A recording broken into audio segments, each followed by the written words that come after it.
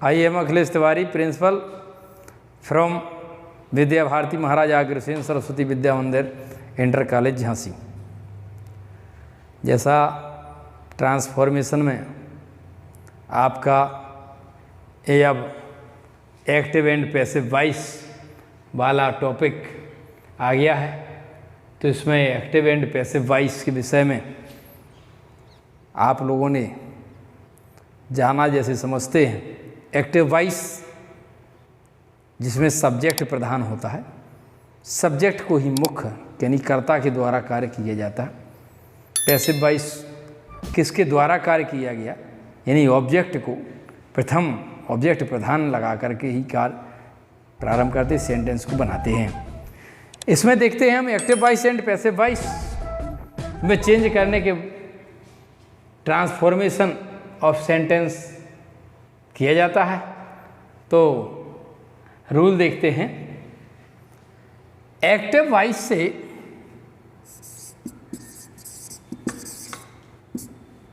पर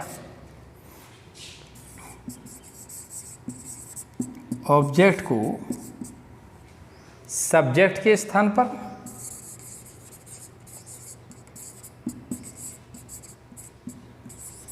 सब्जेक्ट के स्थान पर व वर्ब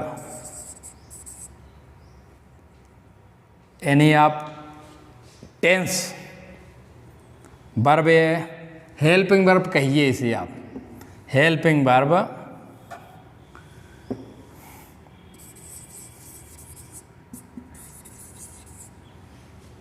हेल्पिंग वर्ब भी है, मॉडल एक्सिलरी वर्ब भी है, जो भी रहता, जो भी वर्ब है, हेल्पिंग मॉडल है ना, के साथ मेन वर्ब की थर्ड फॉर्म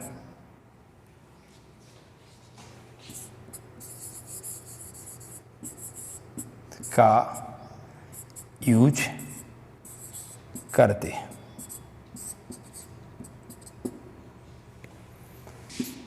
थर्ड फॉर्म के बाद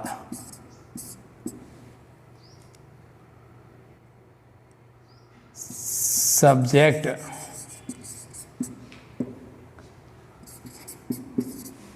जो ऑब्जेक्ट के स्थान पर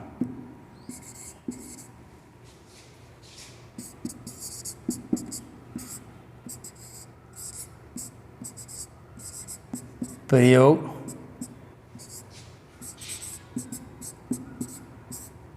से पूर्व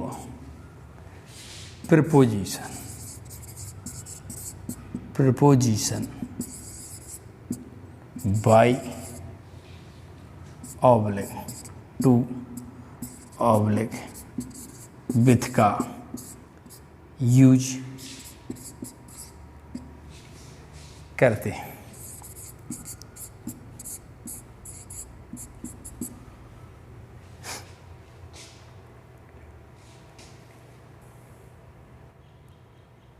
एक्टिव वॉइस से पैसिव वॉइस बनाने पर ऑब्जेक्ट को सब्जेक्ट के स्थान पर व हेल्पिंग वर्ब के साथ मेन वर्ब की थर्ड फॉर्म का यूज करते हैं।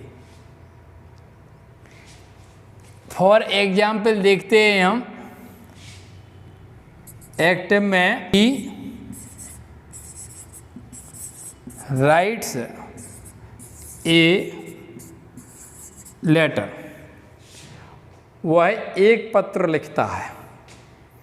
ही writes a letter. Active voice से पैसिव वॉइस बनाने पर ऑब्जेक्ट को सब्जेक्ट के स्थान पर, तो हमें जो अपना ऑब्जेक्ट है, ऑब्जेक्ट ए लेटर है, इसको कहाँ लाना है, सब्जेक्ट के स्थान पर। हेल्पिंग वर्ब के साथ मेन वर्ब की। अब हेल्पिंग वर्ब जो आपकी है वो हेल्पिंग वर्ब या मॉडल एक्सिलरी वर्ब जो भी है, हेल्पिंग वर्ब रूल के अनुसार है क्या ना, रूल, क्या रूल है, क्या नियम है उसका हेल्पिंग वर्ब का? रूल के साथ मेन वर्ब की थर्ड फॉर्म। अब इसमें देखिए प्रेजेंट इंडेफिनिट है, मेन वर्ब में यस या यस लगा है तो टेंस हमारा प्रेजेंट इंडेफिनिट है। प्रेजेंट इंडेफिनिट टेंस की पैसिव वॉइस बनाने पर इसका टेंस में यानी आप बी फॉर्म यानी एजीएमआर को लगाएंगे तो ए लेटर कैसा बनेगा? A letter, letter helping verb rule के अनुसार a letter is. Main verb की थर्ड फॉर्म रिटन, रिटन ही तो है, रिटन का यूज करते हैं। इसके बाद आपने देखा दूसरा नियम कह रहा मेन वर्ब की थर्ड फॉर्म के बाद सब्जेक्ट जो ऑब्जेक्ट के स्थान पर प्रयोग करते हैं उससे पूर्व प्रपोजिशन बाई का यूज करते हैं। बाई विथ टू, कभी कभी टू आता है, कभी विथ आता है, अलग अलग वर्ड्स हैं जो मेन वर्ब हैं। कुछ मेन वर्ब टू का प्रयोग होता है जिनके साथ, किसी के साथ विथ का प्रयोग होता है। तो हम देखते हैं विथ का, तो a letter is written by, a आपका ऑब्जेक्ट के स्थान पर जाएगा, सब्जेक्ट ही है, ही का ऑब्जेक्ट, ऑब्जेक्ट के स्थान पर, तो ही का ऑब्जेक्ट क्या है? हिम। इस प्रकार से ये पैसिव वॉइस बनाते हैं। हम देखते हैं एक्टिव से पैसिव बनाने के लिए इसमें अपने कुछ रूल्स हैं जिसको आप कहें कि जनरल रूल्स। सब्जेक्ट को ऑब्जेक्ट के स्थान पर और ऑब्जेक्ट को सब्जेक्ट के स्थान पर जो प्रोनाउन है उन प्रोनाउन में भी, वैसे प्रोनाउन को आपको पता है, हिम बनाएंगे, सी है तो सी का हर होगा। इसी प्रकार से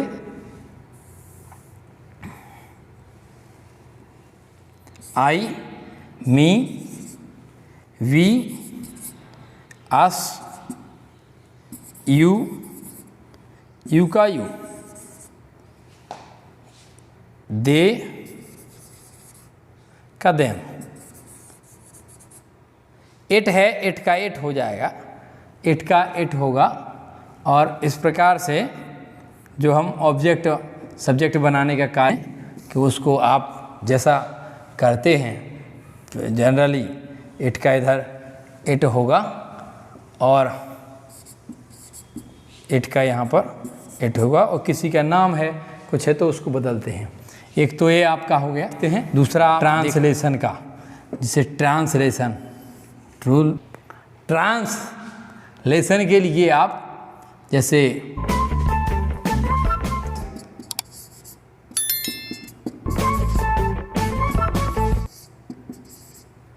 इधर पैसिव,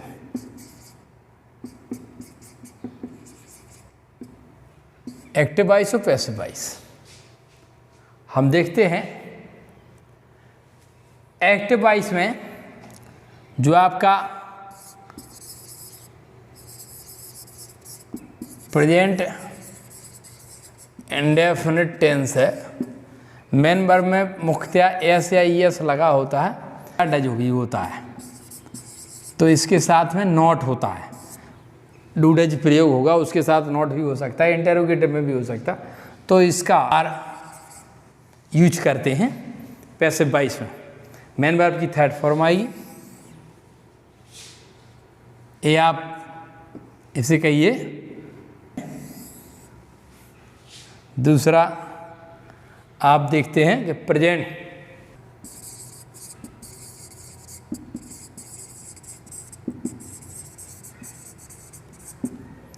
प्रेजेंट कंटिन्यूअस एजीएम आर है, तो इसमें देखते हैं हम एज एम आर के साथ प्लस बीइंग, बीइंग फॉर्म हो जाती। बीइंग आप इसे कहिए is am are being, is being, am being, are being का प्रयोग कर देते हैं प्रेजेंट कंटिन्यूअस टेंस में।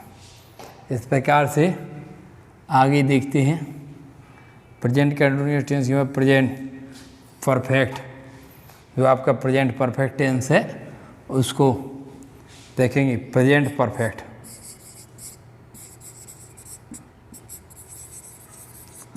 प्रेजेंट परफेक्ट टेंस में हेल्पिंग वर्ब आपकी हैज या हैव होती है।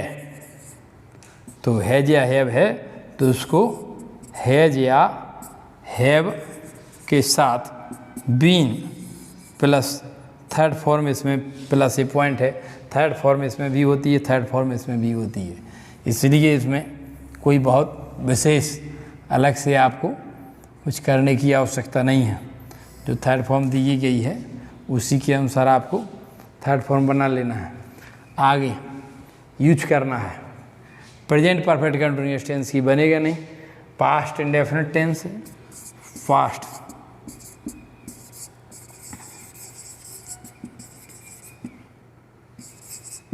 पास्ट इंडेफिनिट में सेकंड फॉर्म होती है, जो एफर्मेटिव सेंटेंस है सेकंड फॉर्म है, या फिर डिड नॉट नेगेटिव या इंटरोगेटिव में है तो इसको भी वाज ऑब्लिक पर के साथ मेन वर्ब की थर्ड फॉर्म होगी। इसमें लिख भी सकते हैं आप third form of the main verb, इस सभी के साथ है थर्ड फॉर्म। इसमें भी थर्ड फॉर्म है, इधर भी third form of the M B main verb, third form of M B main verb, ए सभी के साथ में है, थर्ड फॉर्म इसमें भी है।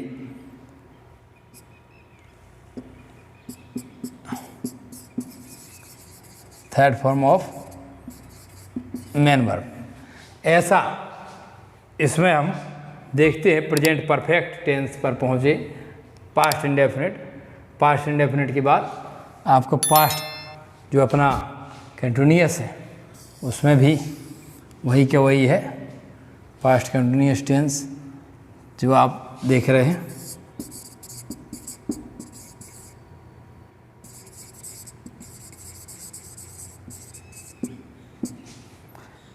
पास्ट कंटिन्यूअस में एज एम आर के साथ मेन वर्ब की इंग फॉर्म प्रयोग होगा। इधर आपको एज एम आर के साथ being plus third form of main verb इसका प्रयोग करना है। इसके बाद हम देखते हैं प्रेजेंट कंटिन्यूअस के बाद पास्ट कंटिन्यूअस के बाद पास्ट परफेक्ट। पास्ट परफेक्ट जो अपना है उसको देखते हैं। जो हमारा टेंस है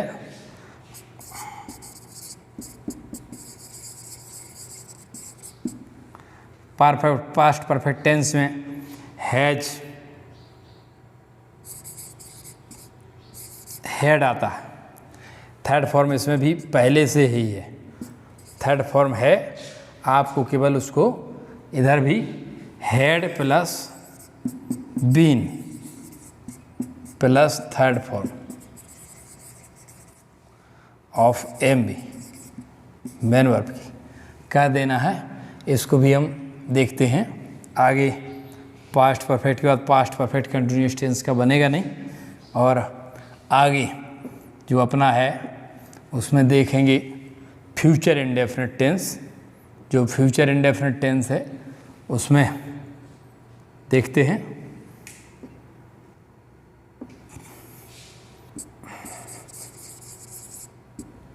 फ्यूचर इंडेफिनिट। फ्यूचर इंडेफिनिट में विल अथवा सेल है, तो इसमें विल अथवा shall plus be plus third form सब में लगना है। ये third form of main verb. इसके बाद हम देखते हैं future continuous tense. Future continuous tense में जो हमारा दिया गया है, फ्यूचर कंटिन्यूअस टेंस में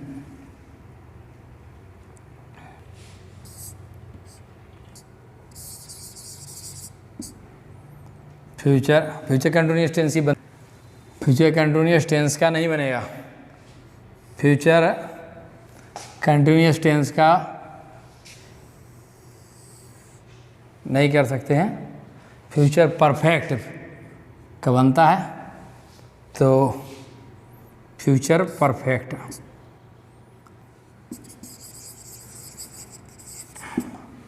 फ्यूचर परफेक्ट में देखते हैं विल या शैल हैव है।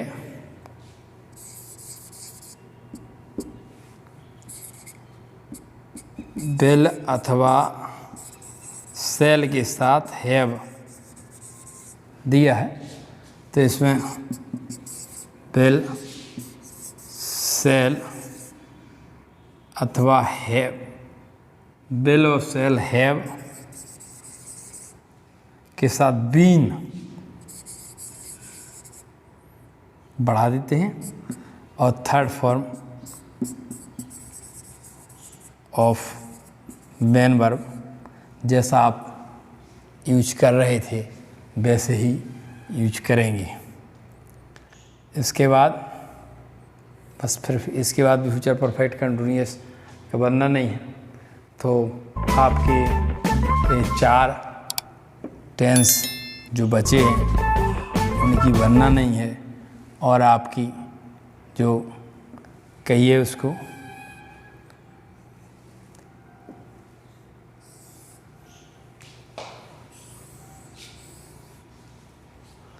तो ये देखते हैं हम इस प्रकार से देखा। हैज हैव, हैज हैव के साथ क्या होगा, जो अपना हैज हैव है उसी के साथ में जो हैज बीन बढ़ जाएगा। Has been, have been, past indefinite second form है, उसका डिड नॉट या हो सकता है, तो थर्ड फॉर्म के साथ बाजबर। तो इस क्रम में हम देखते हैं कि आगे फ्यूचर पास्ट इंडेफिनिट, पास्ट पर कंटिन्यूअस, एजेएमआर प्लस बीइंग हो जाएगा, past perfect, had plus been plus verb की third form, future indefinite, will shall plus third form, future perfect, shall have, will have, shall have been, will have been. Future perfect continuous tense यानी तीनों continuous, present perfect continuous tense, past perfect continuous tense, future perfect continuous tense, तीनों ये हो गए future continuous tense. 4 tense की passive voice नहीं बनेगी, इनकी ही पैसिव वॉइस आपको इस rules of according of translation इनके अनुसार आपको बनाना है। फॉर एग्जाम्पल में एक एग्जाम्पल और देखेंगे, इसके बाद कुछ प्रपोजिशन के यूज हैं जो हम नेक्स्ट वीडियो में बताएंगे। अभी आपको ट्रांसलेशन और ऑब्जेक्ट और सब्जेक्ट के बदलने का जो क्रम है वो आपको बताया, और नेक्स्ट वीडियो में इंटरोगेटिव सेंटेंस की भी पैसिव वॉइस कैसे बनाएंगे उसके लिए भी आपको नेक्स्ट वीडियोज में दिखाया जाएगा, नेक्स्ट क्रम में। देखिए, तो अभी हम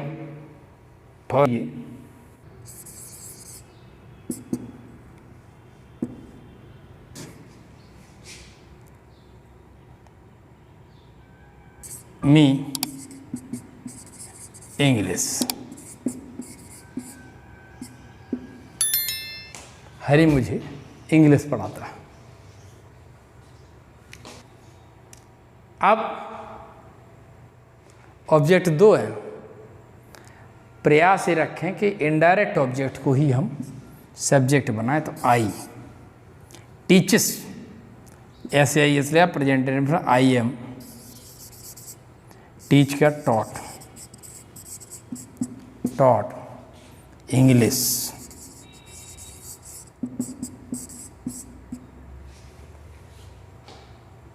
हरी टीचर्स मी इंग्लिश, तो I am taught English by किसके द्वारा, मुझे इंग्लिश पढ़ाई जाती किसके द्वारा? बाई हरि, हरि के द्वारा। पर और मेन वर्ब जो हमारी थी उसको आपने थर्ड फॉर्म में प्रयोग किया, AGMR, जो आपकी प्रेजेंट इंडेफिनिट का अभी चार्ट आपने देखा, उसी के अनुसार, चार्ट के अनुसार हमने ट्रांसलेशन यानी टेंस का उपयोग किया, मेन वर्ब की थर्ड फॉर्म लगाई और ऑब्जेक्ट का प्रयोग किया। दोनों ऑब्जेक्ट से आप बना सकते हैं, इंग्लिश से भी बना सकते हैं। इंग्लिश और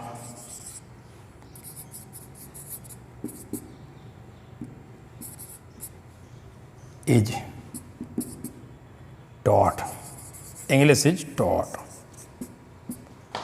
taught me, English taught me by Hari,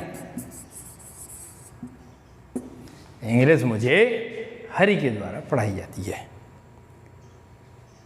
for example next देखते हैं, मी ए बुक, ए बुक से बना लें, a book give past indefinite, a book was give given, a book was given me by he का object him. आप him को लगाएंगे, ध्यान रखना है। इसके बाद आप देखते हैं फॉर एग्जाम्पल में इसी का एक और पैसिव वॉइस में जैसे, तो इसको एक बार हम ऑब्जेक्ट बनाएं तो सब्जेक्ट इसका I was given a book by he him. तो पैसिव वॉइस आप दोनों प्रकार से, चाहे आप इसको प्रयोग करें, चाहे उस एडजेक्टिव मैंने अपना डायरेक्ट ऑब्जेक्ट जो अपना दिया गया है, चाहे डायरेक्ट ऑब्जेक्ट का उपयोग करिए, चाहे इनडायरेक्ट का, दोनों। आई से बना दिया तो भी वही आएगा, ए बुक से बनाएंगे तो वो भी वही रहना है, मेन वर्ब की थर्ड फॉर्म रहना है। आप ऑब्जेक्ट इनडायरेक्ट और डायरेक्ट का यूज कर रहे हैं, इसके बाद सब्जेक्ट आपका बाई हिम दोनों में आएगा। हमें लगता है आप लोगों को एक्टिव पैसिव बहुत अच्छी से समझ में आ गए होंगे। आप और अच्छे एग्जाम्पल्स का प्रयोग करेंगे तो निश्चित रूप से आप एक्टिव पैसिव वॉइस बहुत ही अच्छी तरीके से बना सकते हैं और उसका भाव लेकर के उसका अर्थ और सब्जेक्ट ऑब्जेक्ट का ध्यान रखना और टेंस कौन सा प्रयोग हो रहा, उस ट्रांसलेशन का जो चार्ट आपको दिया गया उसका सही उपयोग हो, ये सब ध्यान में रखना है। इसी के साथ हम अपनी आज की ये क्लास समाप्त करते हैं। नमस्कार।